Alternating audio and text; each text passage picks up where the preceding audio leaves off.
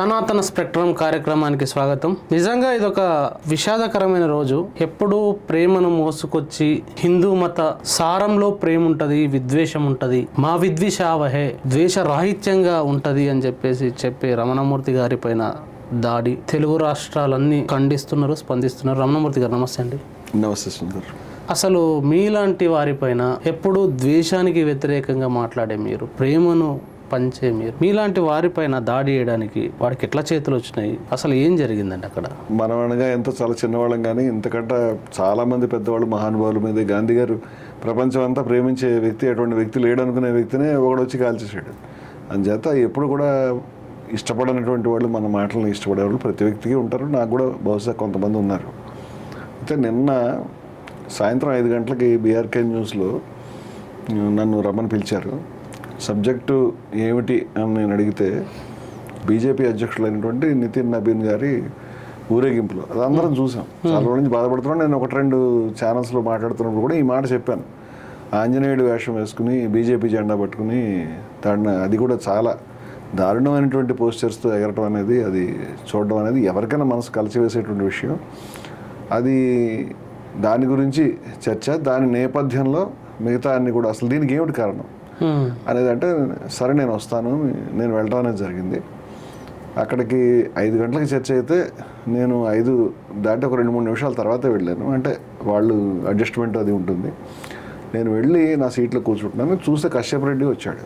కశ్యప్ రెడ్డి అంతకుముందు నాకు తెలిసిన మనిషి అంటే వ్యక్తిగతంగా ఏమీ తెలియదు. ఒక 2 డిబేట్స్లో, అది కూడా బహుశా 4 రోజుల లోపే అదే ఛానల్లో నేను వెళ్ళినప్పుడు ఈ కశ్యప్ రెడ్డి రావడం జరిగింది. ఒకసారి నేను ఆశ్చర్యపోయాను, ఇలాంటి మనిషిని డిబేట్కి ఎందుకు పిలుస్తారు? ఎందుకంటే ముందే ఆయనలో ఉన్న ఈ ప్రవర్తన గుర్తించారా మీరు? గోవుకి సంబంధించినటువంటి ఒక డిబేట్ జరుగుతుంది. గోవుకు సంబంధించినటువంటి జరుగుతున్నటువంటి డిబేట్లో ఈ కశ్యప్ రెడ్డిని పిలవడం అనేది జరిగింది. ఆ రోజు మాస్టర్జీ గారు వచ్చారు, ఇంకా స్టాలిన్ గారు కూడా వచ్చినట్టు గుర్తు, ఇది మన సిపిఐ, ఇలా చాలామంది వచ్చారు. ఆ డిబేట్లో గోవధ నిషేధించాలని మనకు రెగ్యులర్గా ఉండే పాలసీ నేను చెప్పాను. అయితే ఈ కశ్యప్ రెడ్డి మధ్యలో ఎవరైనా ఈ గోహంతకుల చర్చ, ఇది గోవధ పేరు మీద ఇది చేసేటువంటి కౌ విజిలెంట్స్ అనే పేరు మీద వాళ్ళు ఎవరినైతే హత్యలు చేస్తూ ఉంటారో ఆ చర్చ వచ్చింది. ఇంతమంది చంపారనేది మేము మాట్లాడుతున్నాం. చంపేస్తాం, ఎవరైనా కానీ మేము చంపేస్తామని క్లియర్గా మా వైపు చూస్తూ ఇట్లా చేతులు చూపిస్తూ ముక్కలుగా నరికేస్తాం, ఎవరినైనా చంపేస్తాం అని మాట్లాడుతున్నారు. అంటే ఇలాగా గోవు పేరు మీద ఈ విధమైనటువంటి హత్యలు చేయటాన్ని ఒక దశలో మోడీ గారు కూడా ఖండించారు, ఒక దశలో మన భాగవత్ గారు కూడా ఖండించారు. ఆ విషయాన్ని నేను చెప్పాను వాళ్ళకి. మోదీ గారు ఖండించారయ్యా, భాగవత్ గారు కూడా ఖండించారు. మీ మోదీ గారు కనీసం మీరు ఇట్లా మాట్లాడకూడదు, ఒక టీవీ ఛానల్లో అందరి ముందు నరికేస్తాం, చంపేస్తాం, that itself is a crime. చంపుతారనేటువంటి బెదిరింపు చేయటం అనేది క్రైమ్ కావుతాయి ఏమిటి అంటే, మాకు మోదీలు భాగవతులు టేకేదారులు కాదు, మాకు మేమే ఈ ధర్మరక్షకులు అని మాట్లాడడం అనేది జరిగింది. అంటే ఇది ఈ ప్రొడ్యూస్ చేసేటువంటి సెంటర్ ఒకటైనప్పటికీ విద్వేష భావజాలాన్ని వాళ్ళ అదుపు తప్పినటువంటి కుక్కల మాదిరిగా వీళ్ళు కొంతమంది తయారవుతారు. అది ఇటువంటి ధోరణిలో అతను ఎప్పుడైనా ఒక ఇంటలెక్చువల్ చర్చ కానీ ఏదైనా ప్రతిపాదన కానీ చేయకుండా ఎంతసేపు అరవడం, తిట్టడం, లేకపోతే చంపేస్తారనడం తప్పితే ఇలాంటి చర్చలకు ఎందుకు పిలుస్తారు ఈ డిబేట్లకు అనేది నాకు అర్థం కాదు. నేను డిబేట్లకు ఎందుకు పిలుస్తానని అడిగాను. నేను అర్థం లేదు కదా ఇలాంటి డిబేట్లకు. అసలు డిబేట్లో కూర్చోవడమే కూడా నాకు ఇంట్రెస్ట్ లేదు. ఏ సబ్జెక్ట్ రాదు, దాంట్లో మాట్లాడుకోవడం కూడా ఏముండదు. వాళ్ళగా నేను వెళ్ళి పంపులు కొట్లాట్లాగా నేను అరవలేను. కేకలు పెట్టి నా మనస్తత్వానికి విరుద్ధం, నాకు ఇష్టం లేదు, నేను రానని కూడా చెప్పేవాడిని. అట్లాగే మరొకసారి కూడా ఒక డిబేట్ జరిగింది మొన్నే. అది ఊపా చట్టానికి సంబంధించి, రావణ్కి సంబంధించి. అది కాదు, అంతకుముందు కూడా వేరే విషయం పైన నేను, విజయశంకర్ స్వామి గారు, ఇనాయత్ అల్ బాక్రీ గారు, మేము ఈ హిందుస్థానీ గౌరక్ష సమితి ఏర్పాటు చేసిన తర్వాత ఒక టీం కింద వాళ్ళ ఆహ్వానం మీద బీఆర్కే ఛానల్కి వెళ్ళాం. అక్కడ మాకు ఆపోజిట్ చర్చించడానికి ఈ పెద్ద మనిషిని కూర్చోబెట్టారు. ఆయన ఆన్లైన్లో ఉన్నాడు, ఫిజికల్గా రాలేదు. ఆ రోజు కూడా మేము మాట్లాడుతుంటే ఆయన ఇదే విధంగా వేళ్ళు చూపించి చంపేస్తాను, నరికేస్తాను అనే మాటలు ఆ రోజు కూడా వచ్చినాయి. మనిషిలాగే మాట్లాడతాడు, మనిషి పద్ధతే అది. అయితే నిన్న నేను చర్చకి వెళ్ళినప్పుడు చర్చ ప్రారంభం ముందే ఒక ఇంట్రెస్టింగ్ ఎపిసోడ్ జరిగింది. నేను సీట్లో కూర్చుంటున్నాను, ఆయన కూడా సీట్లో కూర్చుంటున్నాడు. అప్పుడు అక్కడ సిబ్బందిలో ఒక అతను బొట్టు పెట్టుకున్న ఒక ఆయన వచ్చి, అన్న మేము 15 ఏళ్ల క్రితమే 20 ఏళ్ల క్రితమే చందాలు ఇచ్చామన్నా రామజన్మభూమికి, నేను ఇచ్చా అన్న డబ్బులు లూటీ అయితే బాధ ఉండదు అన్న అని అనడం అనేది నేను విన్నాను. ఇతను దానికి ఏం చెప్తున్నాడో నేను ఆ సర్దుకోవడం మైక్ పెట్టుకోవడం ఆ గొడవలో ఉన్నాను. తర్వాత ఇతను ఎవరైనా కానీ నరికేస్తాం చంపేస్తాం అంటే అట్లా మాట్లాడకూడదన్నా, ఇది ఛానల్ అన్నా అని కూడా ఆయన అంటున్నాడు. అంటే లేదు, హిందూ రాష్ట్రం వచ్చేదాకా ఎవరినైనా కానీ నరుకుడే చంపుడే అన్నాడు. ఇది ఆయన ధోరణి. అది అయితే అది చెప్తున్నది బహుశా నాకేనా అని, నాకంటే పక్కనే ఉన్నాం కదా, నన్నే బెదిరిస్తున్నాడేమో నాకు అనిపించింది. ముందే అనిపించింది, ఈ దాడి జరగకుండా ముందు ఆ బెదిరింపులు, ఆ తిట్లు అవన్నీ మిమ్మల్ని ఉద్దేశించి అంటున్నారని మీకు అర్థమైంది. కానీ ఇదంతా కూడా నిజంగా దాడి బయట ఛానల్లో లైవ్ నడుస్తున్నప్పుడు, అది కూడా శాటిలైట్ టీవీ రికార్డింగ్ కూడా కాదు, డైరెక్ట్గా జనం చూస్తున్నారు. డైరెక్ట్గా జనం చూస్తున్నప్పుడు అందరి ముందు ఎవరైనా దాడి తెగబడతారని అది అసలు ఊహాతీతం. కళ్ళ కూడా అలాంటి జరుగుతుందని ఊహించలేము. ఏమైనా జనం చూస్తున్నారు, ఇది నడుస్తుంది బయట లైవ్ నడుస్తుంది అని అంటే ఆగుతారు కదా. అని చేత నన్నేదో బెదరగొట్టడానికి ఏదో పిచ్చి మాటలు మాట్లాడుతున్నాడు అన్నట్టుగా నేను తీసుకున్నాను. అది నేను దాన్ని సీరియస్గా నిజంగా చెప్పాలంటే సీరియస్ తీసుకోలేదు. పర్వర్షన్ ఆ స్థాయికి వెళ్ళిందని అనుకున్నాను, అంతకంటే ఏమీ లేదు. మనిషి నేచర్ అయితే అదే. చర్చలకు అనర్హుడు వాస్తవం చెప్పాలంటే. అతను తర్వాత చర్చ ప్రారంభమైనప్పుడు అంటే అతను చర్చ ప్రారంభం అనేది చర్చ జరగలేదు. అసలు చర్చ జరగలేదా? చర్చ జరగలేదు, చర్చ ప్రారంభమే. చర్చ ప్రారంభంలోనే మొట్టమొదట నేను ఆ వరుసలో నేను ముందు కూర్చున్నాను. యాంకర్ గారు నన్ను చెప్పండి రమణమూర్తి గారు, ఈ విషయం మీద మీ అభిప్రాయం చెప్పండి అన్నాడు. నేను 2 లేదా 3 నిమిషాలు చెప్పాను అభిప్రాయం. ఇది ఒక్కటే కేసు కాదండి, అనేక సందర్భాలు ఇట్లాంటివి ఎదురవుతున్నాయి. మరొకసారి మన వీక్షకులకి నేను కొన్ని దృశ్యాలు చూపిస్తాను. ఈ మతాన్ని ఉపయోగించుకునేటువంటి విధానం ఏదైతే రాజకీయాల్లో ఉందో, రాజకీయ నాయకులు మతాన్ని ఉపయోగించుకుని చేసే ప్రయత్నమే చాలా దారుణమైనది, దుర్మార్గమైనది. అంచేత నేను ఇట్లాంటి బొమ్మలు కొన్ని చూపించాను. మోదీ గారు ఈ విధంగా రాముడేమిటి, మోదీ గారి మీద చేరగల ఏమిటి, ఆయన అశక్తుడై ఉన్నట్టుగా ఈయన భుజాల మీద అది ఎక్కడైనా ఉంటుందా? మనకు వేరే మతంలో ఇట్లాంటి పద్ధతి ఎక్కడైనా ఉందా? యేసుక్రీస్తు ట్రంప్ గారి భుజాల మీద తలవాల్చినట్టు, మార్గరెట్ థాచర్ గారి భుజాల మీద తలవాల్చినట్టు, మరెవరి భుజాల మీద, అలాంటివి మనం ఎప్పుడైనా చూసామా? అలా చేస్తారా? అది చేస్తే ఎంత అవమానంగా ఫీల్ అవుతాం. అటువంటిది రాముడి మీద వీళ్ళకి ఇంత ఈ చౌకబారు పద్ధతిలో ఇలా చేయటం అనేది కరెక్టేనా? నేను ఈ మాటలన్నీ అడిగాను, ఈ బొమ్మ చూపించాను. అదేవిధంగా అయోధ్యకు సంబంధించి మనం చూస్తే కనుక అయోధ్య ఆలయాన్ని ఎప్పుడైతే ప్రాణప్రతిష్ఠ ఉత్సవం చేస్తున్నారో ఓపెన్గా ఫ్లెక్సీలు పెట్టడం అనేది జరిగింది. అయోధ్య గుడి ఓపెనింగ్ సందర్భంగా దేశంలో చాలా చోట్ల ఈ విధంగా రాముడిని మోదీని కలిపి ఫ్లెక్సీలు పెట్టడం జరిగింది. రాముడు ఏదో మోదీ గారికి స్నేహితుడైనట్టు, లేకపోతే వాళ్ళిద్దరికీ బాగా పరిచయం ఉన్నట్టు ఈ విధంగా ఒకళ్ళ పక్కన ఒకళ్ళని ఈ విధంగా పెట్టడం అనేది, భగవంతుడైనటువంటి శ్రీరామచంద్రుడి పక్కన మరెవరినైనా ఈ విధంగా పెట్టడం అనేది హిందువులంతా బాధపడతారు. కానీ రాముడిని, కృష్ణుడిని ఎవరినైనా మనం అధికారంలోకి రావడానికి వాడుకోవాలి అనేటువంటి తాపత్రయం వీళ్ళకి ఉంది. కాబట్టి ఇది అపచారం. ఈ అపచారానికి వాళ్ళు పాల్పడ్డారు. ఇది నేను చూపించాను. ఆ తర్వాత గతంలో నేను పలు సందర్భాల్లో చెప్పినట్టుగా అసలు వీళ్ళు పార్టీ కాదండి. అయోధ్య వివాదంలో వీళ్ళు డబ్బులు తింటున్నారనే ఆరోపణ ఇవాళది కాదండి. ఈ మహానుభావుడు నిర్మోహి అఖాడా అనేటువంటి ఎవరైతే రామజన్మభూమి గురించి కొట్లాడారో ఆ ధార్మిక సంస్థ రామానంది సాధువుల యొక్క గొప్ప నిర్మోహి అఖాడాకి ప్రతినిధి అయిన వ్యక్తి 10 ఏళ్ల క్రితమే 1400 కోట్ల రూపాయలు వీళ్ళు భోజనం చేశారని మహంత్ సీతారాం దాస్ గారు చెప్పారని, అదేవిధంగా బాబా లాల్ దాస్ అనేటువంటి మన రామాలయం యొక్క పూజారి గారిని అతి కిరాతకంగా, దారుణంగా 10 సంవత్సరాలు పైగా ఆయన కోర్టు నియమిస్తే రామాలయం యొక్క ప్రధాన పూజారిగా పనిచేసి ఆ మనిషి వద్దు ఈ రాజకీయ జోక్యం అంటే, రాజకీయ జోక్యం మాట్లాడుతున్నాడు కాబట్టి నేను చెప్పాల్సి వచ్చింది. రాజకీయ జోక్యమే ప్రధానమైన సమస్య. రాజకీయాలకు రాముడిని వాడుకోవద్దు, మేము పరిష్కరించుకుంటాం ఈ సమస్యని, మేము దీన్ని మాట్లాడుకోగలుగుతాం అని చెప్పినటువంటి సందర్భంలో మరి ఆయనని 10 సంవత్సరాల తర్వాత 1991లో అప్రజాస్వామిక రీతిలో కోర్టు నియమించిన మనిషిని కళ్యాణ్ సింగ్ గారు తొలగించడం, ఆ వెంటనే బాబ్రీ మసీదుని డిమాలిష్ చేయడం, బాబ్రీ మసీద్ డిమాలిష్ చేసిన తర్వాత నెలలు తిరగకుండా ఈయనని అతి దారుణంగా హత్య చేయడం. అంతకుముందు మా ఇంటి మీద బాంబు దాడి జరిగింది, నన్ను చంపేస్తారు, నా మీద చాలా దారుణం జరుగుతుంది, వినాయక్ రెడ్డి గారు యజ్ఞం చేయించాడంటే ఈయన మీద, ఈయన చచ్చిపోవాలి ఆయన చెప్పాడు ఆ విషయం.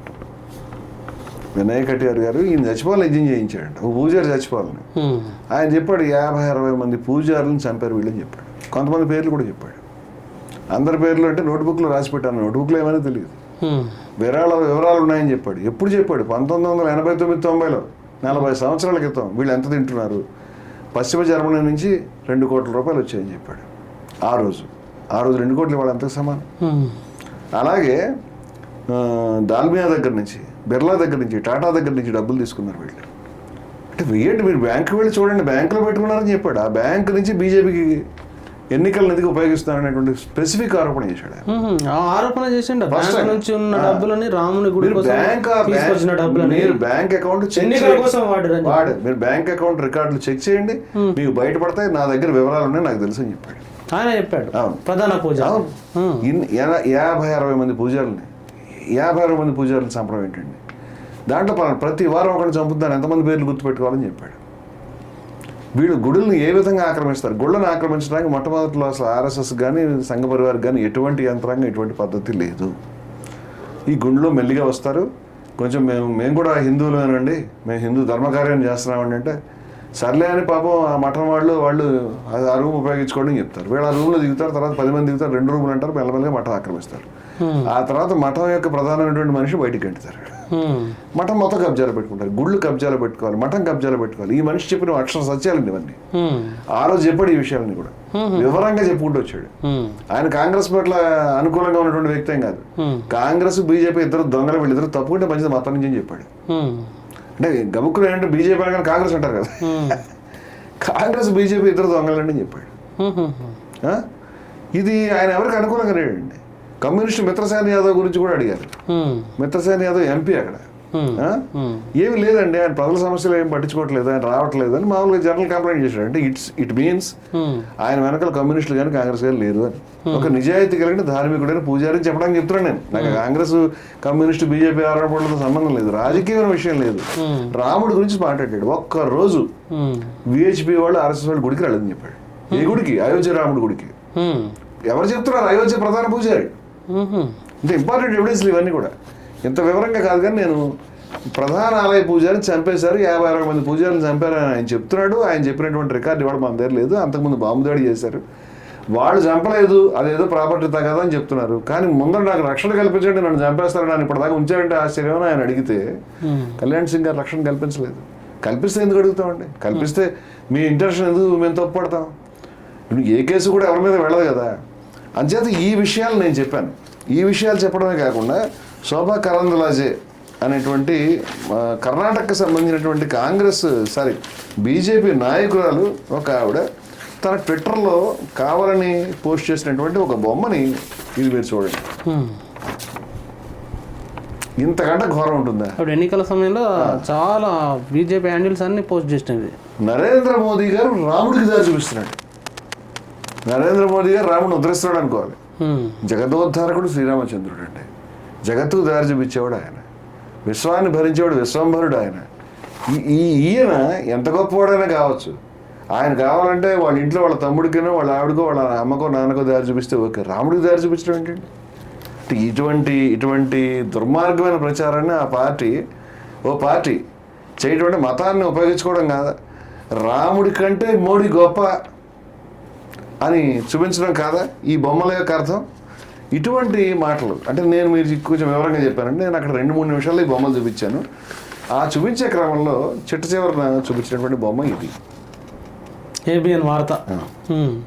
ఈ డేట్తో సహా మనకి అవైలబుల్గా ఉంది, ఎవరైనా నెట్లోకి వెళ్ళి చూడవచ్చు. ఇది బీజేపీ కార్యకర్తలు మోదీ గారికి ప్రజెంట్ చేద్దామని తీసుకొచ్చినటువంటి బొమ్మ. ఈ బొమ్మలో శ్రీకృష్ణుడి యొక్క విశ్వరూపం అనేటువంటి ఉన్నది. శ్రీకృష్ణుడి యొక్క విశ్వరూపాన్ని, భగవతత్వాన్ని, భగవత్ విశ్వరూపాన్ని ఎవరు చెప్పలేరు, ఎవరు మాట్లాడలేరు, ఎవరు ఊహించలేరు, ఎవరు చూడలేరు. కానీ దాన్ని వర్ణిస్తారు, గొప్పగా రాస్తారు, చాలా గొప్పగా శిల్పాల్లో చెక్కుతారు. అంతా మానవ ప్రయత్నాలు ఇవన్నీ కూడా. వాస్తవంగా ఏంటంటే మొత్తం సమస్తాన్ని మనం వీక్షించలేం, మన ఇంద్రియాలతో ఊహించే విషయం కాదు అది. కానీ అటువంటి విశ్వరూపం యొక్క అద్భుతమైనటువంటి చిత్రం చాలామంది పూజా గృహాల్లో ఉంటుందండి, చాలా గుళ్ళలో ఉంటుంది, చాలా చోట్ల క్యాలెండర్స్లో పెయింటింగ్స్లో ఉంటుంది. చాలా అద్భుతమైనటువంటి విషయం. సినిమాలో కూడా చాలా మనం పరవశిస్తాం ఆ దృశ్యాన్ని చూసి. అటువంటి చోట ఇది విశ్వాన్ని మొత్తానికి కూడా విశ్వంభరుడైనటువంటి శ్రీకృష్ణ పరమాత్మ దగ్గర ఆయన తలని, శ్రీకృష్ణ పరమాత్మ యొక్క తలని పక్కకు పెట్టి దాని ప్లేస్లో మోదీ గారు తల పెట్టారు.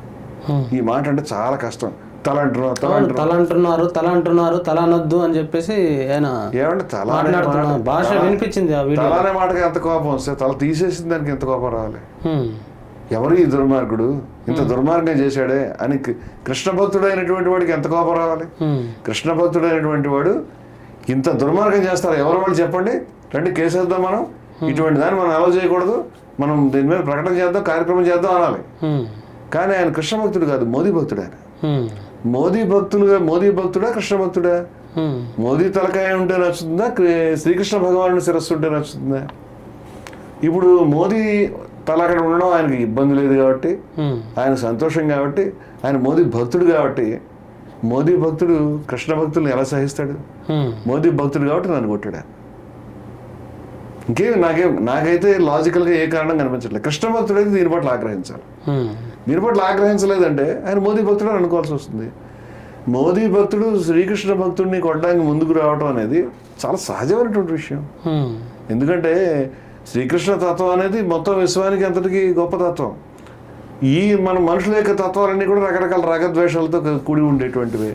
ఏదో కావాలి, ఏదో డెవలప్ కావాలి, ఏదో ఆశించాలి, ఏ ఎమ్మెల్యే గారికైనా కాళ్ళు పట్టుకోవాలి, లేకపోతే రాజకీయం ఎదగాలి, ఏవో ఉన్నాయి ఆయన మనసులో. అందుకని దానికి హీరో కావడానికి ఆయన ప్రయత్నం చేసినట్టు కొడతానన్నాడు.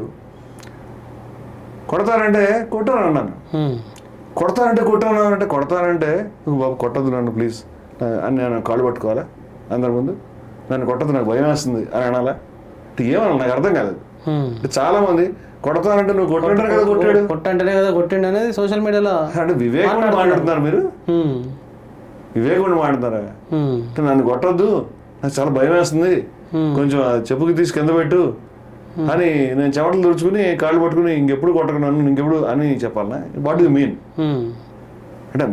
అంటే దిగజారడానికి లిమిట్స్, హద్దులు లేనటువంటి పరిస్థితి కనిపిస్తుంది. ఆయన నన్ను కొట్టడం కూడా మామూలుగా ఏదో మనం ఎవరిని అవమానించడానికి టప్పీలు కొట్టిన పద్ధతిలో ఏమి కొట్టలే. ఆయన చెప్పు హీలు కూడా చాలా గట్టిగా ఉంది, పెద్దది లావుది, చాలా గట్టిగా కొట్టాడు. మీరు ఆ వీడియో వింటే కనుక ఆ సౌండ్ కూడా గట్టిగా అనిపిస్తుంది.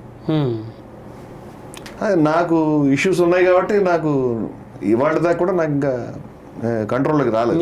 నిన్న సాయంత్రం జరిగింది, ఇంకా ఉంటుంది అంతే. ఎందుకంటే అది దట్ ఈస్ రాంగ్ ప్లేస్. అది వాస్తవం కూడా ఇక్కడ కొడితే చేస్తారు కూడా.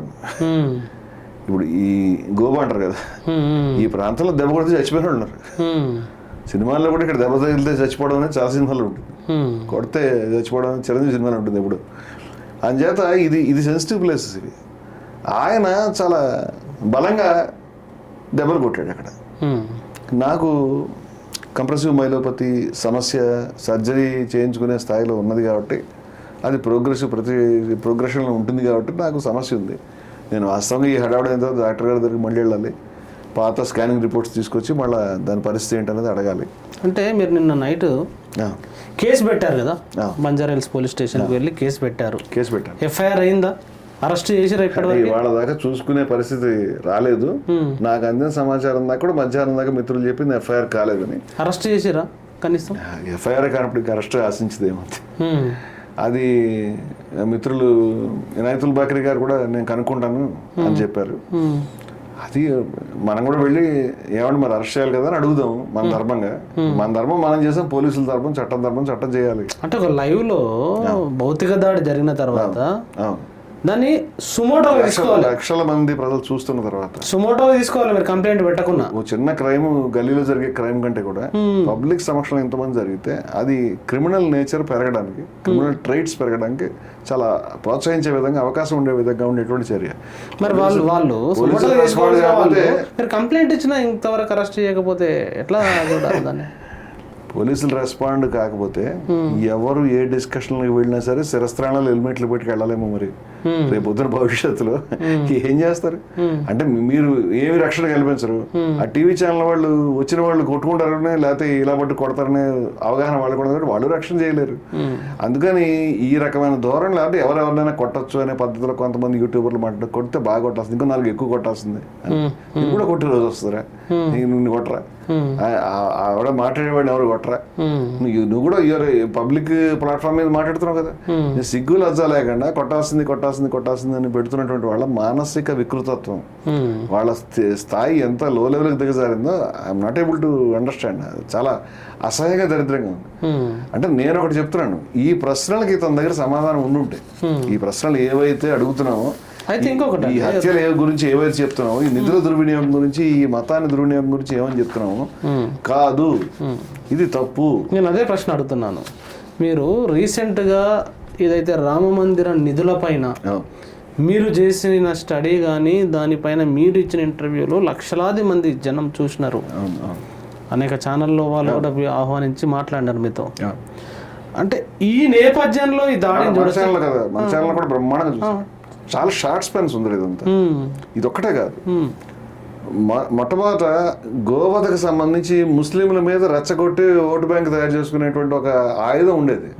ముస్లింలు ముందుకు వచ్చి చేస్తున్నారంటే ముస్లింలతో కలిపి సంస్థ పెట్టి మీడియాలో ఛానల్స్ లో వెళ్ళి చెప్తుంటే ముస్లింలని ఇంకా మాట్లాడడానికి నువ్వు గోవధ నిషేధించంటే నువ్వు నిషేధించని వాడి వైపు ఇరుకుని పడిపోయావు. అంచేత నీకు అస్త్రం పోయింది. అది మొన్న 29వ తారీఖున భారీ ప్రెస్ మీట్ జరగడం, తర్వాత చాలా విస్తారంగా మీడియా జరిగిపోవడం అనేది అది ఒక కడుపు నొప్పో బాధో తట్టుకోలేనితనమో కావచ్చు.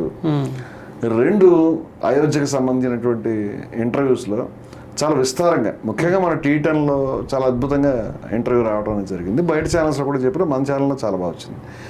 ఈ వివరాలన్నీ విస్తారంగా జనం వెళ్తే అసలు కంక్లూజివ్గా ఓహో మనం అంతా కూడా ఏదో అక్కడేదో డిబ్బీల దగ్గర హుండీల దగ్గర కొట్లాట జరిగిందని అనుకుంటున్నాం, కానీ అదేదో చిన్న దొంగతనం. 40 సంవత్సరాల నుంచి హత్యలు ఈ రకమైనటువంటి ఇవన్నీ జరుగుతున్నాయి. రెండోది పోరాడిన వాళ్ళు మెయిన్ పార్టీ వీళ్ళు కాదు, పోరాడిన వాళ్ళు వేరు. వాళ్ళు స్పష్టంగా చెప్తున్నారు మీరు దొంగతనం చేశారని చెప్తున్నారు. ధార్మికులైనటువంటి వ్యక్తులు వేరు, దొంగలు వేరు అని డివిజన్ చేసి చూపిస్తుంటే, ఇది చాలా విస్తారంగా జనాలకు వెళ్తుంటే దీనికి చెప్పడం కంటే వాళ్ళ దగ్గర ఏ సమాధానం లేదు. గతంలో ఇదే కశ్యప్ రెడ్డి ఇదే చర్చలో మేము చేస్తున్నప్పుడు నేను మాట్లాడుతూ ఉంటే ఈ విధంగా అయోధ్య ఆహా ఆహా ఆహా అంటూ ఉన్నాడు. అంటే దెర్ ఇస్ నో ఆన్సర్ అనమాట. ఆయన ఆన్లైన్లో ఉన్నాడు అప్పుడు. ఇప్పుడు ఈ ఆర్గ్యుమెంట్స్కి వాళ్ళ దగ్గర సమాధానం లేదు. అందుచేత సమాధానం లేదు. ఈ సబ్జెక్ట్ మీద మీరు ఒకే డిబేట్లో గతంలో పాల్గొన్నారా? ఈ సబ్జెక్ట్ వచ్చింది, కానీ ఇంత వివరంగా కాకుండా ప్రస్తావనకు వచ్చింది. అంటే మన T10లో మాట్లాడినంత లెంగ్తీ డిబేట్ కాకపోయినా విషయాలను చెప్తుంటే ఆయన ఉన్నారు, ఆయన చనిపోయారు, ఆహా ఆహా అని సమాధానం లేకుండా దాన్ని కౌంటర్ చేసే పరిస్థితి ఆయన దగ్గర లేదు. తర్వాత మధ్యలో గ్యాప్లో కూడా వెతుక్కుని ఉండొచ్చు. నేను మళ్ళీ ఇవాళ విస్తారంగా అదే సబ్జెక్ట్ తీస్తానని నాకు తెలుసు. నేను డెఫినెట్గా బీఆర్కేలో రాజకీయాలు మతంలోకి మతాన్ని నుంచి వేదికల నుంచి వెళ్ళిపోవాలి. మతోన్మాదులు మత వేదికల నుంచి వెళ్ళిపోవాలి. ఎందుకంటే మీ ఏ సమస్య ఉంది రమణమూర్తి గారికి? రాజకీయ పార్టీలు మతాన్ని వాడుకోవడం ద్వారా కానీ లేకపోతే మతాన్ని వినియోగించుకుంటే రమణమూర్తి గారికి వచ్చిన సమస్య ఏంటి? ఇంతకంటే మనం ఏం నష్టపోతామండి? మన దేశం చీలిపోయింది నిట్టరలుగా మతాలు రాజకీయాలను ఉపయోగించుకోవడం వల్ల, రాజకీయాలు మతాలను ఉపయోగించుకోవడం వల్ల నిట్టరలుగా దేశం చీలిపోయింది. 20 లక్షల మంది చచ్చిపోయారు, 1 కోటి మంది అటు నుంచి ఇటు వెళ్ళిపోయారు. అఖండ భారతదేశం మన 2 ముక్కలు అయిపోయింది, 2 కాస్త 3 ముక్కలు అయిపోయింది. రాజకీయాల్లో మతం అదే పని చేశారండి. ఆ రోజు ముస్లిం లీగ్ వాళ్ళు ఖురాన్ పంపించి ఖురాన్ మీద ఒట్టాయి, నువ్వు ముస్లిం కాదా, ఇప్పుడు ఏం చెప్తారు, హిందూ అయితే పలానా పార్టీకి ఓటాయి, హిందూ అయితే నువ్వు అలా ఉండు అని చెప్తున్నారు కదా. ముస్లిం అయితే నువ్వు ఖురాన్, ముస్లిం లీగ్ కాదంట అని ఓట్లు వేయించుకున్నారు. జెనసిస్ అక్కడ ఉంది. 46లో జరిగినటువంటి ఎన్నికల్లో ముస్లిం లీగ్ ప్రాపకాండ చేసింది ఇదే. అంటే మతాల్ని పాకిస్తాన్ కా మతలబ్ క్యా లా ఇలాహే ఇల్లల్లా అని ఇచ్చేవారు స్లోగన్. పాకిస్తాన్ అంటే ఏమిటో చెప్పాలి. నువ్వు పంటలు వస్తాయా, భూములు వస్తాయా, లేకపోతే ఉద్యోగాలు వస్తాయి, అది కాదు. లా ఇలాహే ఇల్లల్లా అంటే దేవుడు అల్లా తప్పితే మరేం కాదు. దానికి పాకిస్తాన్కి ఏం సంబంధం? అది ముస్లిం యొక్క కలీమా. ఈ కలీమాని తీసుకొచ్చి స్లోగన్ కింద వాడారు. ఆ నీచుడైనటువంటి దుర్మార్గుడైనటువంటి జిన్నా ఈ యొక్క దుర్మార్గాన్ని దగ్గరుండి చేయించాడు. ఎందుకంటే అధికారం కావాలి, కుర్చీ కావాలి. ఇప్పుడు కూడా మతాన్ని ఉపయోగించడం, హిందూ అయితే నువ్వు చేయలేవు, హిందూ పార్టీ ఇది, హిందువులకు నువ్వు హిందువు కాదంటే, నీ కాదంటే హిందువే కాదు, బీజేపీని కాదంటే హిందువే కాదు. అంటే హత్యకు గురైనటువంటి 10 సంవత్సరాలు పూజారిగా ఉండి విలువలు మాట్లాడినటువంటి బాబాలాల్ దాస్ గారు హిందువు కాదు, మహంత జ్ఞానదాస్ గారు హిందువు కాదు, అఖాడా నిర్మోహి అఖాడా వాళ్ళు రామ మందిరం గురించి పోరాడినటువంటి వాళ్ళు నిత్యము ధార్మిక అంటే వాళ్ళు ఎమ్మెల్యేలు పోటీ చేయరు, ఎంపీలకు పోటీ చేయరు, డబ్బులు వాడేసుకోరు, వాళ్ళు హిందువులు కాదు. ఇవన్నీ వాడేసుకుందాం అనుకున్న హిందువులు. అంటే ఇన్ని విభాగాలు ఉన్నాయని తెలియక ఓహో విహెచ్పి వాళ్ళే మొత్తం రామ మందిరం అనేది వాళ్ళు లేకుండా ఉంటే ఉండేదే కదా, దాని గురించి ఎవరు పట్టించుకుని ఉండేది అనుకుంటారు పబ్లిక్. వాస్తవం అది కాదుగా. అందుచేత వాస్తవాన్ని మనం ప్రజల ముందు మనం పెడతాము. నేను ఆ చర్చలో తీస్తానని అతనికి స్పష్టంగా తెలుసు. అతను తీసేటప్పుడు ఇంకా అతని దగ్గర సమాధానం లేదు, ఏం చేయాలి. అందువల్ల ఇవన్నీ పెట్టుకొని అతను ఫస్ట్ నుంచి ఉన్నాడు కాబట్టి భౌతికమైనటువంటి దాడికి అతను పాల్పడ్డాడు. నాకు అర్థమైంది. భౌతికమైన దాడికి పాల్పడమే కాదు, ఆ తర్వాత పెద్ద రప్చర్ అయింది అక్కడ. వాస్తవంగా మీకు టీవీలో మనకి బయట ఉన్నటువంటి క్లిప్పింగ్స్లో కనిపించే దానికంటే most violent and devastating scene అది. అంటే లైవ్ లో చూపించి కట్ చేశారు కదా, అది చాలాసేపు అరుచుకున్నారు. అతన్ని బలవంతంగా బయటకు తీసుకొచ్చారు. బయటకు తీసుకొచ్చిన తర్వాత మొత్తం ఛానల్ మేనేజ్మెంట్ అంతా కూర్చోబెట్టి అతనికి బయట, నేను స్టూడియోలోనే ఉన్నాను, నేను వెళ్ళిపోతానంటే లేదు మీరు కూర్చోండి అంటే నేను కూర్చున్నాను. నేను వెళ్ళి కంప్లైంట్ చేస్తానంటే సరే ఈ డిస్కషన్ అయిన తర్వాత చేస్తానండి, డిస్కషన్ కంటిన్యూ చేద్దాం అన్నారు. అసలు వాస్తవంగా దెబ్బలు తగిలిన తర్వాత నేను డిస్కషన్ కంటిన్యూ చేసేటువంటి ఆ స్టెబిలిటీ అంత ఈజీ కాదు. But still I have try to recoup my self.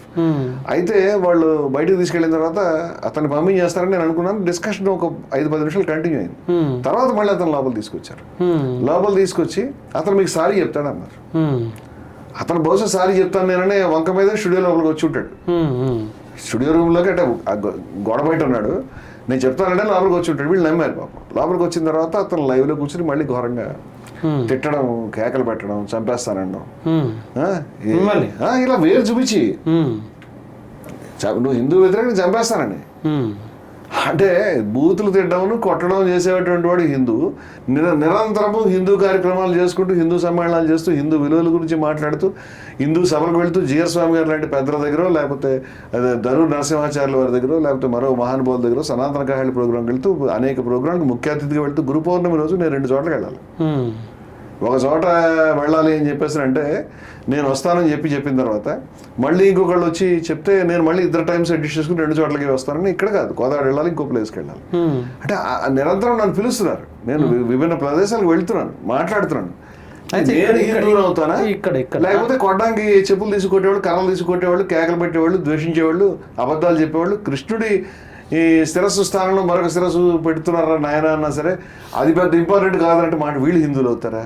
అంటే మీరు మీ పైన సోషల్ మీడియాలో కొద్ది ప్రొఫైల్స్లో చాలా క్లియర్గా మీరు హిందూ వ్యతిరేకి హిందూ ధర్మం మీద విషం చిమ్ముతున్నారు, కాబట్టి ఇలాంటి దాడులు ఆహ్వానించాల్సిందే అన్న కోణంలో పెద్ద ఎత్తున పోస్టులు కూడా వైరల్. చాలా కాలం నుంచి హిందువులు చేసిన మోసం ఏంటంటే, మీరు హిందూ అయితే కనుక మీరు హిందూ అనిపించుకోవాలంటే మీరు హిందూగా పుట్టడం కానీ హిందూ ఆచరణ హిందూ కాదు. మీరు బీజేపీ పార్టీని సమర్థిస్తేనే హిందూ. మీరు బీజేపీ పార్టీని సమర్థించాలి, ఆర్ఎస్ఎస్ యొక్క భజన చేయాలి, వాళ్ళు ఏం చేస్తుంటే వాళ్ళ స్లోగన్స్ అన్ని గొప్ప స్లోగన్స్ అని చెప్పాలి, వాళ్ళ పార్టీకి ఓట్లు వేయడానికి, వాళ్ళ పార్టీ గురించి క్యాంపెయిన్ చేయడానికి తిరిగితే మీరు హిందూ. ఈ నిర్వచనం అనేది ఒకటి తయారు చేసి జనంలో పెట్టేశారు. దారుణమైనటువంటి అసలు మొత్తం మూల సమస్య ఇదే. నా సమస్య బీజేపీ కావచ్చు, కాంగ్రెస్ కావచ్చు, ఇంకెవడన్నా కావచ్చు, ఎమర్జెన్సీ ఇందిరాగాంధీ గారు ప్రతి బాబా దగ్గరికి వెళ్ళి దండాలు పెట్టేది. భక్తుడి కాదు, ఆ భక్తులు, ఆ బాబా గారి భక్తులు నాకు ఓట్లు వేస్తారేమో అని ఎక్కడెక్కడ యోగులు, బాబాలు, సిద్ధ పురుషులు మఠాలకు వెళ్ళి దండాలు పెడుతూ వచ్చేది ఆవిడ. ఇది భక్తి ఓట్ల మీద, బాబా గారి మీద కాదు, వీళ్ళకి కూడా రావడం మీద కాదు, ఓట్ల మీద దానికి ఓట్ బ్యాంక్ కన్సాలిడేట్ చేసుకోవడం మీద భక్తి.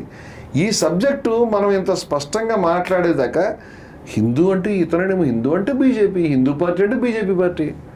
మరి హిందూ పార్టీ బీజేపీ పార్టీ అయితే బాబా లాల్ దాస్ హిందూ చనిపోయాడు, హిందూ పార్టీ బాబా బీజేపీ అయితే మరి మహంత్ జ్ఞానదాస్ గారు హనుమాన్ గడికి వారు మహంత్ అయినటువంటి మహానుభావుడు, చాలా పెద్ద అఖిల భారత అఖాడా పరిషత్ అధ్యక్షుడిగా పనిచేశాడు ఒక దశలో ఆయన.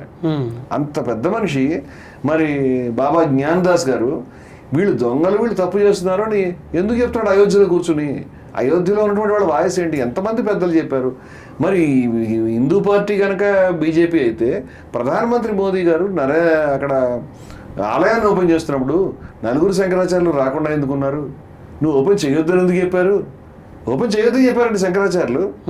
ఇద్దరు శంకరాచార్యులు అయితే స్పష్ట కారణం కూడా చెప్పారు, రాజకీయం చేయకు నాయన దీన్ని అని చెప్పారు. నువ్వు రాజకీయం చేయకు, ఇది అభ్యంతరకరం. రెండోది అంటే గుడి కంప్లీట్ కాలేదండి. హిందూ మతంలో ప్రధానమైనటువంటి నలుగురు శంకరాచార్యులు గుడి కంప్లీట్ కాలేదు అంటే ఓపెన్ చేయొద్దంటే, ఎన్నికల ప్రయోజనాల గురించి ఎన్నికల షెడ్యూల్కి కేవలం 2-3 నెలల ముందు హడావుడిగా ఓపెన్ చేసినటువంటి వాళ్ళు బలపరిచే వాళ్ళు హిందువులు. శంకరాచార్యులు కూడా హిందువులు కాదు, బాబా లాల్ దాస్ గారు కూడా హిందువులు కాదు. ఇది హిందువు కాదనడం చాలా సహజమైనటువంటి విషయం అండి. హిందూ శత్రువు అనడం కూడా చాలా సహజమైన విషయం. ఏం చేసి హిందువులు అవుతారు మరి?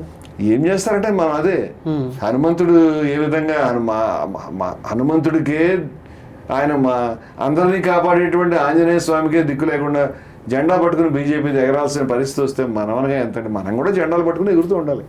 బీజేపీ జెండా పట్టుకుని ఎగిరితే అప్పుడు హిందూ అంటారేమో. దేవతలకి వెళ్ళినప్పుడు మా ఓటు వాళ్ళకి ఏముంటుంది? ఇది దుర్మార్గమైన ప్రచారం జరుగుతూ ఉంది. నేను చెప్తున్నా, హిందూ ఆచరణ కలిగినటువంటి వాళ్ళం, హిందూ సమ్మేళనాలు పెట్టినటువంటి వాళ్ళం. అన్నమయ్య గృహం కూలిపోయిందని 11.5 లక్షల సంతకాలు, 1 కాదు 2 కాదు 11.5 లక్షల సంతకాలు. పెద్ద రథయాత్ర, అనేక దేవాలయాల్లో అనేక సందర్భాల్లో అవి కూలినప్పుడు, ఇబ్బందులు వచ్చినప్పుడు వారాహిమాత ఆలయం కావచ్చు, నాగాలమ్మ ఆలయం కావచ్చు ఆంధ్రప్రదేశ్లో, అన్నింటినీ మించి మనం ఒక్కడే వెళ్ళామండి. జ్యోతి క్షేత్రంలో కూల్చివేతలు జరిగినప్పుడు విజయశంకర స్వామిని హెచ్పి కార్యకర్తలు వెళ్ళారు. అక్కడ కడప జిల్లా కలెక్టరేట్ ముట్టడించారు. ఈ పనులు వాళ్ళెవరు చేయలేదు. ఈ పనులన్నీ చేయలేదు. అది కూడా ప్రతి నెల కాశిరెడ్డి నాయన జ్యోతి క్షేత్రం, కాశిరెడ్డి నాయన ఆశ్రమం కూలిపోతే ఆయనకు లక్షల మంది భక్తులు, అనుయాయులు, అభిమానులు ఉన్నారండి. ఆయన్ని వీళ్ళెవరు పట్టించుకోలేదే. బీజేపీ రూల్డ్ స్టేట్స్ లో హిందువులు ఏ దిక్కు లేకుండా పోయినా సరే వీళ్ళకి సంబంధం ఉండదు. బీజేపీ రూలింగ్ లో లేకపోతే మాత్రం హిందువులు కష్టాలు వచ్చారని కేకలు పెడతారు. బీజేపీ రూలింగ్ లోకి వచ్చినప్పుడు జ్యోతి క్షేత్రం కూలిపోయినా పడతారు వీళ్ళకి. పరమ దుర్మార్గులు వీళ్ళు. మమ్మల్ని పైగా అక్కడికి వెళ్ళొద్దని మా మీద ఒత్తిడి చేసేటువంటి కాల్స్ ఆ రోజు విజయశంకర స్వామి గారికి వచ్చినాయి. మీరు వెళ్ళకండి, మన పార్టీ ఉంది అధికారంలో, మీరు చేయకూడదు. ఇది ఈ సాధువులకి అందరికీ మన పార్టీలు మన పద్ధతి అనేది అలవాటు చేస్తున్నారు వాళ్ళు. మాకు లేవే రాజకీయాలు, మాకు పార్టీలు లేవు, రాజకీయాలు లేవు, మాకు ఏమీ లేవు. కేవలం ధార్మికమైన విలువల గురించి మేము నిలబడ్డాం. అర్బన్ నక్సలైట్ మీరు కాబట్టి ఇట్లా చేస్తున్నారని కూడా మీ మీద విమర్శలు సోషల్ మీడియాలో ట్రోలింగ్ చేస్తారు. నక్సలైట్ అనేటువంటిది ఉంది కానీ అర్బన్ నక్సలైట్ వీళ్ళు తయారు చేసి అర్బన్ నక్సలైట్, రూరల్ నక్సలైట్ అనేటువంటిది ఈ దొంగ మాట, లవ్ జిహాద్ లాగా ఒక కొత్త పదం కాయిన్ చేసి తయారు చేసి పెట్టి అది నిజంగా ఉందేమో అనిపించే విధంగా చేశారు. కానీ నేను రమణమూర్తి గురించి ఒక మాట చెప్తానంట, నా గురించి నేను ఏమిటంటే, మీరు ఏదైనా కానివ్వండి, నన్ను తప్పు పట్టండి, నేను కరెక్ట్గా ఉండొచ్చు, తప్పుగా ఉండొచ్చు, కానీ నేను ఏం పని చేస్తాను అది ఓపెన్గా బాగా చెప్తాను. నేను ఏమనుకుంటాను అదే చేస్తాను. నేను చేసే పని అన్ని సందర్భాల్లో అందరూ మెచ్చుకోలేదు, చాలా సందర్భాల్లో చాలా మందికి నచ్చలేదు. అది నన్ను గత దశాబ్దాలుగా నేను చేసిన పనులు చూస్తే, జరిగిన విధానం చూస్తే, ఈయన ఎప్పుడు ఏటికి ఎదురుదేడు చెప్తే వాలీతలో లేడు, ప్రవాహంతో కొట్టుకెళ్ళని తెలుస్తుంది. ఇవాళ మంచి పాపులారిటీ తెచ్చుకోవాలంటే, మంచి ప్రచారం సంపాదించాలంటే ఈ సంఘ పరివార రూట్లోనూ బీజేపీ రూట్లోనూ వెళ్ళి వాళ్ళు చెప్పిన పనులకు భజన చేస్తే నాలాంటి వాడికి చాలా ఇంకా ఎక్కువ ప్రఖ్యాతి వస్తుందని నాకు తెలియదా? ఇవాళ 100 ఛానల్స్ వాళ్ళకి అనుకూలంగా ఉన్నాయి. ఇవాళ సంఘ పరివార యొక్క దుర్మార్గాల గురించి మాట్లాడే ఛానల్స్ గట్టిగా చెప్పాలంటే డజన్లో కూడా లేవు. అది అంతా ఏటికి ఎదురవుతాయి. అయినా సరే మనం ఎందుకు ఎదురెత్తుదాం? ఏమీ కోరుకోవట్లేదు కాబట్టి, ఏమీ కోరుకోకుండా నిలబడి మనం చేస్తున్నాం కాబట్టి. ఇవాళ నేను కనుక నక్సలైట్ భావాల మీద నాకు ప్రేమ ఉంటే నేను నక్సలైట్ పార్టీ పెడతానండి. జయభారత్ ఎందుకు పెడతాను, హెచ్పి ఎందుకు పెడతాను? నేను ఒకటే చెప్పగలుగుతాను, నాకు నక్సలైట్ అభిప్రాయాలు ఉన్నప్పుడు ఇవి పెట్టుకోవాల్సిన అవసరం నాకేంటి? దీనివల్ల నాకేమొస్తుంది? దీనివల్ల నక్సలిజాన్ని ఏం సాధిస్తానంటే నేను చంపేస్తారేమో. ఇప్పటిదాకా నా జీవితం మొత్తం మీద చంపేస్తారనే దాని మీద ఆ రిస్క్లో ఉంటూనే వచ్చాను నేను. విజయవాడ దాకా మీ మీద కూడా, మీ వ్యక్తిగత జీవితం మీద బాగా ట్రోలింగ్ చేస్తారు. గతంలో అనేక కేసులు ఉన్నాయి విజయ విహారం రమణమూర్తి గారి మీద. ఇప్పుడు కొత్తగా నేను కూడా చూశాను ఈ కేసుల్ని. వారందరికీ చెప్తున్నాను, విజయ విహారం చరిత్రలో అనేకమైనటువంటి కేసులు పెట్టారు మా మీద. చెప్తున్నాను, ఇవి వాటి కాదు. 20 సంవత్సరాల క్రితం పోలీసులు కూర్చుని మంచిగా స్క్రిప్ట్ నవలు రాసుకున్నట్టు వాడికి నోటికి వచ్చింది రాసుకుని నా మీద కేసు పెడితే ఆ కేసుల్ని కోర్టులు అని చింపు అవతల పారేసిన కేసులు అవన్నీ. ఏ కేసు కూడా అసలు మామూలు సాక్ష్యాధారాలు కూడా లేనటువంటి కేసులు అవి. పోలీస్ పంచులు అంతా ఎదురు తిరిగి మేము తలకాయ తల మీద సంతకం పెట్టామని ప్రెస్ మీట్లో చెప్పినటువంటి కేసు ఆ నక్సలైట్ కేసు. దానికి మొత్తం దేశంలో నక్సలైట్ ఆయుధాలు సప్లై చేశానని నేను చెప్పేటువంటి కేసు. ఆ సమయంలో నక్సలైట్ తో నేను తలపడుతున్నాను. నక్సలైట్లకు బహిరంగ లేఖ రాశాను. నక్సలైట్లకు ఎదురు తిరిగినటువంటి ఏకైక వ్యక్తిని నేను పీపుల్స్ వారు ఇదేం దొంగ దెబ్బ నేను రాయటం, వాళ్ళు మా ఆఫీసుని పేల్చడం, అది పెద్ద యుద్ధం అది. ఆ టైంలో నా మీద ఈ కేసుని వీళ్ళు తయారు చేసి ఆ ఎక్స్ప్లోజివ్స్ పట్టుకొచ్చి నా మీద కేసు పెట్టారు. ఆ తర్వాత పోలీస్ పంచులు ప్రెస్ ముందు నిలబడి అసలు ఈ కేసులో మేము ఆ సీజర్ ఏమి జరగలేదు, మేము తెల్లకాయతాల మీద సంతకం పెట్టాము, అక్కడ ఎస్ఐ గారు చెప్పినప్పుడు స్టేషన్లో వాళ్ళే చెప్పారు. ఆ తర్వాత కేసు కోర్టులోకి వెళ్ళింది, విచారణ జరిగింది, ఆ కేసు కొట్టేశారు. ఏం చేయాలి ఇప్పుడు నేను? అంటే పోలీసులు ఒక స్టోరీ రాస్తే నేను కూడా దాన్ని పట్టు తిరగాల? కోర్టులో కొట్టేసిన ఒక్క కేసు కూడా లేదు, అన్ని కేసులు కొట్టేసిన కేసులే. పోలీసులు రాసుకుని పోలీసులు కొట్టేసినటువంటి కేసుల్ని 20 సంవత్సరాలు, కనీసం 5 ఏళ్ళు 10 ఏళ్ళు కూడా కాదు, ఎప్పుడో కేసులు. ఆ కేసులు పట్టుకుని హరే బాబు ఇన్ని కేసులు తవ్వే కంటే కూడా అయోధ్యలో డబ్బులు ఎలా వాడుకున్నారో అది చెప్తే ఆన్సర్ అయిపోతుంది. రమణమూర్తి అవుట్ అయిపోతాడు కదా. 1400 కోట్ల రూపాయలు బాబా లాల్ దాస్ గారిని ఈ విధంగా బాబా జ్ఞాన దాస్ గారు చెప్పింది ఇలా తప్పు, ఆయన చెప్పింది అసలు బాబా లాల్ దాస్ అనే క్యారెక్టరే లేడు. ఇగో ఈ రాముని ఈ విధంగానే మోదీ గారు దారి చూపించడం ధార్మికంగా వేదాల్లో ఉపనిషత్తులు మాట్లాడితే సాయిబాబా టాపిక్ వస్తే వేదంలో ఉందా అని అడుగుతారు కదా. వేదంలో మోదీ గారు రాముడికి దారి చూపించొచ్చని ఉందని చెప్పండి, అయిపోతాడు. రమణమూర్తి అవుట్ అయిపోతాడు. ఎందుకు కేసులు లేని కేసులు 20 ఏళ్ల క్రితం ఉన్నటువంటి కేసులు ట్రోల్ చేద్దామంటే ఏం సాధిస్తారు మీరు దాన్ని పట్టుకుని? అంటే మీరు చెప్తున్న నిజాలు ఆపడానికి మీ వ్యక్తిత్వ హననం అంతకంటే ఏముంటుంది? నేను ఏమంటానంటే నేను ఎవరికి కూడా సెకండ్ ఫిడల్ ప్లే చేయను నా లైఫ్ లో ఎవరికి. నేను కమ్యూనిజాన్నో లేకపోతే నక్సలిజాన్నో లేకపోతే మావోయిస్ట్ పార్టీ నేను ఇష్టపడితే నేను మావోయిస్ట్ పార్టీ వెళ్ళి చేస్తాను, వాళ్ళు చేర్చుకోకపోతే సొంత మావోయిస్ట్ పార్టీ పెట్టుకునేవాడిని. నేను అది తప్పు అనుకుంటాను. ఆ విధానం నడిచేది కాదు, వాళ్ళు త్యాగం చేస్తున్నారు, కానీ ఆ విధానం అది ముందుకు వెళ్ళే వర్కౌట్ అయ్యే విధానం కాదు, అది పనికొచ్చేది కాదు దేశానికి అనుకోబట్టి పని చేస్తున్నాను. ఈ విషయం 1000 సార్లు నేను రాశాను. నచ్చని వాళ్ళందరూ వీళ్ళ మీద ప్రశ్నిస్తే నువ్వు యాంటీ హిందూ, నక్సలైటు, నువ్వు అర్బన్ నక్సలైటు, నువ్వు కమ్యూనిస్టు, నువ్వు కాంగ్రెస్ గాడిది గుడ్డు అని చెప్తారు. మరి కాంగ్రెస్ మీద నేను తీసినటువంటి స్కామ్స్ అన్ని ఏం కావాలి?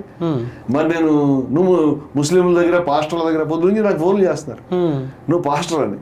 ఎవడో చెప్పింది పాస్టర్ అండి, ఎవడో నాకు చెప్పారు లేండి, చెప్పు తీసుకొట్టువాడని చెప్పాను. అంటే ఈ ట్రోలింగ్ వాడే ఎవడో లేదు చెప్పేవాడు లేడు, వాడే ఫోన్ చేయడం, ఎవరెవరో ఫోన్లు చేయడం, ఎవరో రకరకాల మాట్లాడడం, ఇలాంటి పిచ్చి. నేనేమంటానంటే కంటిన్యూస్ గా నేను రాసిన పుస్తకాల్లో పురాణాల్లోనూ వేదాల్లోనూ లేకపోతే స్మృతుల్లోనూ మనుస్మృతి లాంటి వాటిలో ఉన్నటువంటి అసమానతల గురించి దుర్మార్గాల గురించి నేను రాశాను.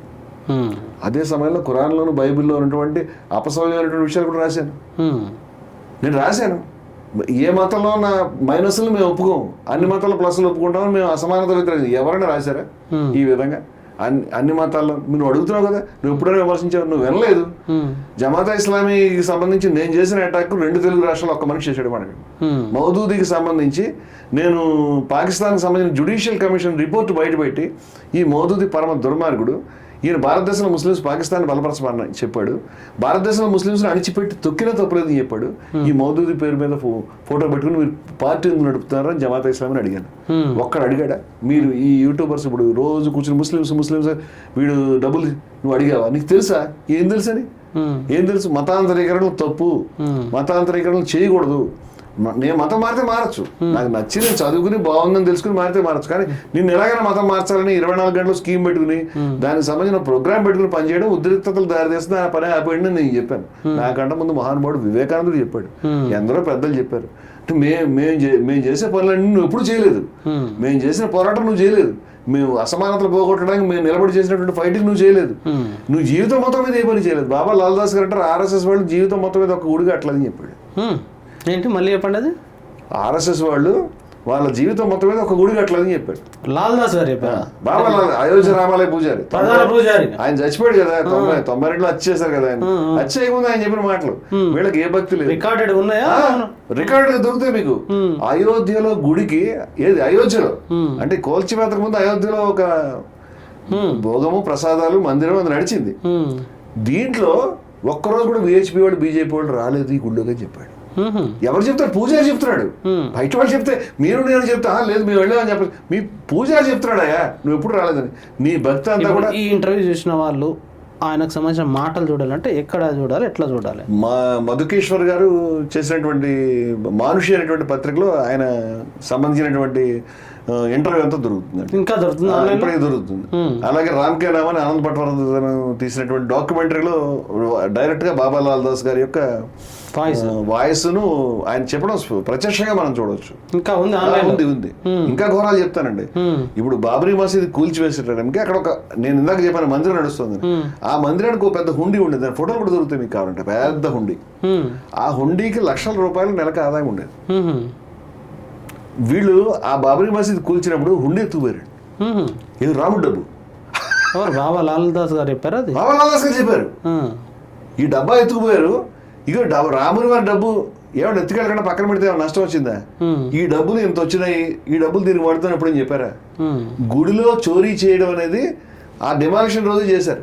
అంతేకాదు రాముని యొక్క విగ్రహాలు ఆల్రెడీ విగ్రహాలు ఉన్నాయి కదండి, ఈ విగ్రహాలను తీసుకెళ్లారు, మళ్ళీ మార్చారని చెప్పాడు ఆయన. ఎవరు చెప్పారు? పూజారి. నేను చెప్తే నేను ఇప్పుడు నువ్వు సరిగా చూడలేదా అని చెప్పొచ్చు, పూజారి చెప్తే ఎలా కాదంటాం? ఇవన్నీ నేరాలండి. అంటే మతం పట్ల ఏమాత్రం గౌరవం లేకుండా డబ్బు మీద అధికారం మీద ప్రేమ ఉన్నోళ్ళు మాత్రం ఈ దరిద్ర పనులు చేస్తారు. అంటే మీ ఇంటర్వ్యూ స్టార్టింగ్ నుంచి ఆ పాయింట్ వస్తుంది, అంటే మీ మీద దాడి వెనుక బీజేపీ ఆర్ఎస్ఎస్ ఉందా? Straight question. బీజేపీ ఆర్ఎస్ఎస్ ఉందో లేదు, బీజేపీ ఆర్ఎస్ఎస్ చెప్పాలి, నేను కాదు చెప్పాల్సింది. ఎందుకంటే దీనికి సమాధానం చెప్పాలంటే మహాత్మా గాంధీ హత్య వెనకాల ఆర్ఎస్ఎస్ ఉందా అంటే ఆర్ఎస్ఎస్ లేదు అని కోర్టు తీర్పు వచ్చింది. నిర్దోషులుగా వాళ్ళు బయటపడ్డారు, వాళ్ళ మీద కేసులు ఎత్తేసారు. కానీ సర్దార్ పటేల్ గారు, మనం మాట్లాడుకున్నాం గతంలో ఈ విషయాన్ని, గురు గోల్వాల్కర్ గారు రాసిన ఉత్తరంలో మహాత్మా గాంధీ హత్యకి ఏ విద్వేష భావజాలం కారణమో దాన్ని మీరే పుట్టించారు, ఎందుకు పుట్టించారని అడిగాడు. నువ్వు ఎందుకు పుట్టించావు ఆ భావజాలను? ఆర్ఎస్ఎస్ వాళ్ళని అడిగాడు. ఆ విషయం ఆర్ఎస్ఎస్ వాళ్ళు ప్రచురించిన పుస్తకంలో ట్రూత్ ట్రైమ్స్ అనేటువంటి పుస్తకం మా సర్దార్ పటేల్ వారికి, గురు గోల్వాల్ గారికి జరిగినటువంటి ఉత్తర ప్రత్యుత్తరాలు వాళ్ళే ప్రచురించారు. మీరు వెళ్ళి కొనుక్కుని చదువుకోవచ్చు. నేను ఈ మాట గతంలో మనం ఇంటర్వ్యూలో చెప్పాను. దానివల్ల పుస్తకాన్ని చాలా మంది వెతుక్కుని అక్కడ సేల్స్ అయిన కూడా నాకు తెలిసింది. ఈ ట్రూత్ ట్రైమ్స్ అనే పుస్తకం స్పష్టంగా ఉంది. నేనేమన్నానంటే ఈ విద్వేష భావజాలం వెనకాల, నా మీద దాడి వెనకాల ఆర్ఎస్ఎస్ ఉందా, బీజేపీ ఉందా, ఎంఐఎం ఉందా అది నాకు తెలియదు. కానీ ఈ విద్వేష భావజాలాన్ని ఖచ్చితంగా సంఘ పరివారే పుట్టించింది, ఏం అనుమానం లేదు నాకు విషయం. You are the mother. ఎందుకు పుట్టించావు? నా మీద జరగచ్చు, ఇంకోటి మీద జరగచ్చు, గోవింద్ పాన్సారేను, గౌరీ వెంకటేష్ చచ్చిపోవచ్చు, బాబా లాల్ దాస్ చనిపోవచ్చు, ఎందరో చచ్చిపోతున్నారు. ఈ ఐడియాలజీ నువ్వు క్రియేట్ చేసావు. గోవధాకి సంబంధించినటువంటి దాడులు చేసి మనుషులు చంపేది ఐడియాలజీ నువ్వు క్రియేట్ చేసావు. ఎందుకు నిన్ను అభిమానించేవాళ్ళు, నీ వెనకాల తిరిగేవాళ్ళు, మోదీ గారిని పొగిడేటువంటి వాళ్ళు వాళ్ళే ఎందుకు చేస్తారు ఈ తప్పుడు పనులు? మోదీని పొగిడేటువంటి వ్యక్తే నన్ను ఎందుకు కొట్టాడు, మరొకళ్ళని ఎందుకు చంపుతున్నాడు? వాళ్ళేమి ఐఎస్ఐ వాళ్ళు కాదు. ఏమి కశ్యప్ రెడ్డి గారు ఏమైనా ఐఎస్ఐ నుంచి వచ్చాడా? ఏమైనా కాంగ్రెస్ పార్టీ నుంచి వచ్చాడా, కమ్యూనిస్టా, అర్బన్ నక్సలైటా? ఆయన దుర్మార్గం చేశాడని నీకు ప్రత్యక్షంగా అర్థమైతే నువ్వు ఎందుకు ఖండించట్లేదు? ఖండించాలి కదా. ఇంత ప్రత్యక్షంగా విషయం జరిగినప్పుడు ఖండించాలిగా. వాళ్ళు ఖండిస్తే మంచిదే. అటువంటి వ్యక్తులు మన శ్రేణుల్లో రాకుండా అదుపులో పెట్టుకుని మదర్ ఆఫ్ ఆల్ మిస్టేక్స్ ఏదైతే ఉందో, ఈ అన్ని దౌర్భాగ్యాలకు కారణం రాజకీయాల్ని ఈ మతంలోకి చెప్పి రాజకీయ ప్రయోజనాల గురించి మతాన్ని వాడటం, ఆ పని మానేస్తే అది బీజేపీ కావచ్చు, కాంగ్రెస్ కావచ్చు, ఎంఐఎం కావచ్చు, అకాలీదళ్ కావచ్చు, ఎవడైనా కావచ్చు, ఆ మతంలోకి చూపించకుండా మతాన్ని ధార్మిక పెద్దలకు వదిలి ధార్మిక కార్యక్రమాలు చేసుకునివ్వండి. ఒక్క రాజకీయ నాయకుడు కూడా మతానికి సంబంధించిన కార్యక్రమాల్లోకి ఎంటర్ కావద్దు. అది కూడా రామాలయం లాంటి మహా గొప్ప ఆలయానికి ఏ శంకరాచార్యుల వారో, లేకపోతే ఏ జియర్ స్వామి లాంటి పెద్దరో, లేకపోతే అటువంటి సంప్రదాయానికి చెందినటువంటి వారు, లేకపోతే రామానంది అఖాడాకి సంబంధించినటువంటి మన నిర్మోహి అఖాడాకి సంబంధించిన పెద్దలు, మరెవరైనా పెద్దలు వారు వచ్చి దాన్ని ప్రాణప్రతిష్ఠ చేస్తే బాగుండేది. కానీ మోదీ గారు కూర్చొని చేయడం ఏంటి? అది కూడా ఎన్నికల గురించి కంప్లీట్ అవ్వకుండానే చేయడం ఏమిటి? ఆ గుడి తర్వాత కారణం ఏమిటి? ఆ గుడిని చేయడానికి మోదీ గారు లోపలికి వెళ్ళి చేస్తే ఎవరికి తెలియదేమో, ఓట్లు పడతాయి లేదు అనేటువంటి ఆవేశానికి లోనై ఆ పవిత్రత, ఆలయ పవిత్రత, ఆ యొక్క మూల విరాట్ పవిత్రతని పక్కన పెట్టి దాన్ని మీరు లైవ్ షూటింగ్ చేయడం ఏమిటి? భాగవత్ గారు సాంస్కృతిక సంస్థ కాదండి, మత సంస్థ కాదుగా. సాంస్కృతిక సంస్థ చెప్పుకున్నారు కానీ మత సంస్థ చెప్పారు ఎప్పుడైనా? కాకి నిక్కర్లను బెల్ట్లు బిగించుకునేటువంటి వాళ్ళు సడన్గా ఆచార్యుల అవతారం ఎత్తి గుళ్ళోకి వెళ్ళి కూర్చోవడం ఏమిటి? ఇవన్నీ కూడా మనం చూడడం ఏమిటి? దాన్ని అంతా మేము ఈ క్రెడిట్ కొట్టేసేయాలి, ఓట్ల రూపంలో రావాలని తప్పితే దీంట్లో ఏం తాపత్రయం ఉంది? ఆ ఒక్క పని చేయకండి మహానుభావ. ఆ పని చేయకుండా ఉంటే ఇలాంటి వ్యక్తులు పుట్టుకురారు. వీళ్ళు లేదంటే ఇలాంటి బై ప్రొడక్ట్స్ రంగరాజన్ గారి మీద వాడు దాడి చేసినటువంటి బాలాజీ వీరరాఘవరెడ్డి వాడు ఉన్నాడు కదా, రామరాజ్యం స్థాపిస్తాన్ని. ఇలాగ బై ప్రొడక్ట్స్ కింద ఇంకా వృశ్చిక సంతానం అంటారు, తేళ్లు మూక పెరిగిపోతూ ఉంటారు, వాళ్ళు తేళ్లు కలుస్తూనే ఉంటాయి మన. ఈ తేళ్ల ప్రొడక్షన్ సెంటర్ ఇది, ఈ మతోన్మాద భావజాలం. ఆ ప్రొడక్షన్ సెంటర్ని దయ ఉంచి నేను ఆ భావజాలాన్ని మూసేయండి బాబు, వదిలేయండి. మీ గురు గోల్వాల్కర్ ఏం చెప్పాడు, మీరు ఆ విఆర్ అవర్ నేషనల్ వుడ్లో ఏం రాసుకున్నారు, ఆ బంచ్ ఆఫ్ థాట్స్లో మీ హిందూ రాష్ట్ర మీకు నమస్కారం, చస్తున్నాం దేశంలో, ఇక మీరు వదిలిపెట్టండి, చాలా కాలం అధికారంలో ఉన్నారుగా, చాలానే పొందారుగా, ఇంకెందుకండి ఈ గొడవ, వదిలేస్తే మంచిది. అలాగే కాంగ్రెస్కి మిగతా పార్టీలకు కూడా చెప్తాం, మనం దయ ఉంచి రాజకీయాలకి వాడడం మానేసి మీ శుభ్రంగా మీ వ్యవహారం చూసుకోండి. అది తీస్తే దేశంలో ఏ సమస్య రాదు, ఎవరెవరిని కొట్టే పరిస్థితి రాదు. మనుషులు మనం కూర్చుని చక్కగా సైన్స్ మీద, టెక్నాలజీ మీద, లేకపోతే అన్ఎంప్లాయ్మెంట్ మీద, లేకపోతే ఇన్ఫ్రాస్ట్రక్చర్ డెవలప్ చేయడం మీద, మరి ఏదైనా విషయాల మీద దృష్టి పెడితే చైనా ఏంటి, అమెరికా ఏంటి, ఎక్కడికి వెళ్తాం మనం. ఇక్కడ మీ మీద దాడి జరిగింది, మరోవైపు సోషల్ మీడియాలో ట్రోలింగ్స్ జరుగుతున్నాయి, ఫోన్స్ బెదిరింపులు వస్తున్నాయి. ఇంత ఆయన లైవ్లో చంపేస్తానని బెదిరించిండు. కాబట్టి ఇన్ని జరుగుతున్న నేపథ్యంలో మీరు నిజాల్ని మాట్లాడడం ఆపేస్తారా? జీవితంలో ఫస్ట్ టైం జరిగితే సుందర్ ఇప్పుడు విజయవిహారం నడిపే రోజుల్లో ప్రతి గంట ఉత్తరాలు వచ్చేవి, తిట్టే ఉత్తరాలు, కార్డులు ప్రింట్ చేసేవాడు కూడా, ఫోన్స్ వచ్చేవి, రోజు చంపుతామని చెప్పేవాడు, చంపకుండా ఎందుకు ఫోన్ చేస్తాం మరి అని చెప్పేవాడు, రోజు చంపుతామని చెప్పేవారు. రోజు మీకేం భయం ఏం అవ్వట్లేదా? అది పక్కన పెట్టి పని చేస్తున్నాం కాబట్టి ఇంతకాలం మనం పని చేయగలిగాం. మహానుభావుడు గాంధీ గారిని ప్రతి గంట ప్రతి నిమిషం బెదిరిస్తూనే ఉండేవారు. You have to stand against the whole world, although you may have to stand alone. ఒక్కడ నిలబడాల్సి వచ్చినా యావత్ ప్రపంచాన్ని ధిక్కరించి నిలబడాలని చెప్పాడు, చనిపోయాడు. అది బాబా లాల్దాస్ గారు, లేకపోతే గాంధీ గారు, లేకపోతే గౌరీ లంకేష్, మహానుభావులు ఎంతో మంది ప్రాణాలు ఇచ్చినటువంటి వాళ్ళు, గణేష్ శంకర్ విద్యార్థులు ఎంతో మంది ఉన్నారు మన ముందు. ఆ బాటలో మనం నడవడానికి రెడీ అయిన తర్వాత మన మతం, మన విలువలు కూడా నిర్భయంగా ఉండు, యుద్ధం చేయి, జయాన్ని అపజయాన్ని వచ్చేదాంతో ఏమి సంబంధం లేదు. వచ్చేదాంతో సంబంధం లేకుండా నువ్వు సిద్ధ్యో సమభూత్వ, సిద్ధించేదాన్ని సిద్ధించని దాన్ని కూడా ఒకటే రకంగా చూసుకుంటూ లాభం జయం తతో యుద్ధ యుద్ధస్వ, ఆ విధంగా లాభం లేకపోవడానికి లాభం ఉండడాన్ని, జయం లేకపోవడానికి అపజయం రావడానికి ఒకే రకంగా చూసి తతో యుద్ధ యుద్ధస్వ, యుద్ధం చేయి అనేటువంటి ఆదేశం ఉంది మాకు. అందుచేత ఈ విలువలని కాపాడుకోవడానికి, మన మధ్య సామరస్యాన్ని కాపాడుకోవడానికి, జరుగుతున్న విద్వేషాన్ని ఆపడానికి, చనిపోతున్నటువంటి ప్రాణాలు, ఈ దరిద్రపు కులాంతరాలు, ఈ దరిద్రపు మత విద్వేషం పోతే మన దేశం ఎక్కడికో వెళ్తుంది. మన చుట్టూ ఉన్న దాని మీద పనిచేయటం అనేది మనకి మన ధర్మం చెప్తున్నటువంటి ఆదేశం, మానవత్వం చెప్తున్న ఆదేశం, అన్నీ అదే.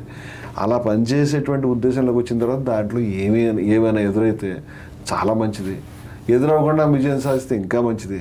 దాంతో ఏమి సంబంధం లేకుండా పనిచేయడం అనేది చేస్తాం. మీ మీద జరిగిన దాడిని T10గా సనాతన స్పెక్ట్రమ్ తరపున కూడా ఖండిస్తున్నాం. ఎందుకంటే మీరు ఈ సనాతన స్పెక్ట్రమ్, ఎందుకంటే T10 కట్టుబడినటువంటి విలువలు ఇవే కాబట్టి విలువలతో కట్టుబడి ఉన్నాం. ఎట్ ద సేమ్ టైం మీరు ఇదే సనాతన స్పెక్ట్రమ్ వేదిక మీద ఏనాడు విద్వేషం మాట్లాడలేదు. ఒక మాట యాడ్ చేస్తాను, ఇటువంటి దాడులు, ఇటువంటి తిట్లు, ఇటువంటి బెదిరింపులు మీకు కూడా ప్రతినిత్యం ఎదురవుతున్నాయి కాబట్టి మీరేం భిన్నంగా లేరు.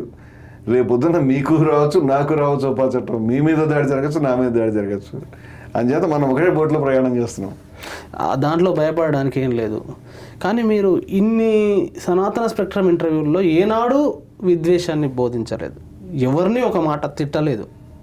ప్రతి ఇంటర్వ్యూ సారాంశం ప్రేమ, ప్రతి ఇంటర్వ్యూ సారాంశం కలిసి బతకండి, ప్రతి ఇంటర్వ్యూ సారాంశం విద్వేష రాహిత్యం. ప్రతి ఒక్కరు చూడండి, సనాతన స్పెక్ట్రమ్ అంటే సనాతన అంటే మనకు చెప్పిన ధర్మం బోధ అదే కదా, సనాతన స్పెక్ట్రమ్, సనాతన విలువలు అవే, ద్వేషరాహిత్యమే సనాతన విలువ. మీరు అలా చెప్పుకుంటూ వస్తున్నారు. ఇది పురాణాలు, వేదాలు, ఉపనిషత్తులు, అందులో ఉన్న సారం, ఆ సారాన్ని మొత్తం తెలుగు ప్రజలకు చాలా గొప్పగా వివరించి చెప్పారు. ఆ వివరించి చెప్పినప్పుడు ఏ ఒక్కరోజు కూడా వాణ్ణి కొట్టండి, వీణ్ణి ఇలాంటి మాటలు మాట్లాడలేదే మీరు? ప్రతిరోజు ప్రేమనే మాట్లాడినారు. మన ఇంటర్వ్యూ సారాంశం ప్రేమతో ముగిసేది. వాళ్ళు చాలా మంది చెప్పిన విషయం ఏంటంటే, కొట్టు అని కూడా కాదు, చంపేయి అని కూడా చెప్పాను నేను.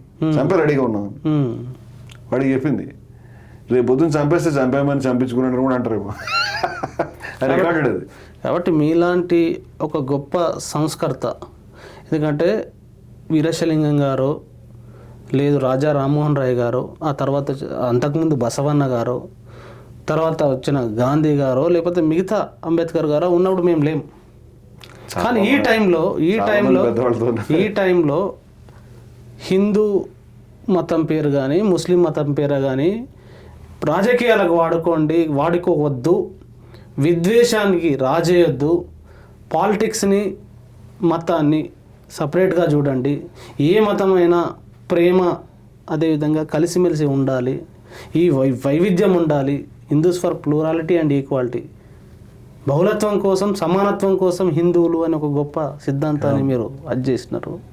నిజంగా ఇంత విద్వేషం మధ్య ఆ బహుళత్వం కోసం అదేవిధంగా సమానత్వం కోసం హిందువులు అనే గొప్ప సిద్ధాంతం అది భవిష్యత్తుకు ముందుకు తీసుకెళ్తుంది, మతాన్ని కానీ భారతదేశాన్ని కానీ ముందుకు తీసుకెళ్ళిపోయే గొప్ప నినాదాన్ని మీరు ఉంచారు. అలాంటి వారిపైన ప్రాథమికమైనటువంటి సూత్రం అది లేకపోతే సనాతన ధర్మం కాదు, రెండు ఉంటేనే సనాతన ధర్మం. అలాంటి సిద్ధాంతాన్ని ప్రతిపాదించి ప్రేమను బోధిస్తున్న మీ పైన దాడి జరగడం నిజంగా సిగ్గుచేటు. అలాంటి చెయ్యి ఎట్లా వచ్చిందో అతనికి, అలాంటి బుద్ధి ఎట్లా వచ్చిందో.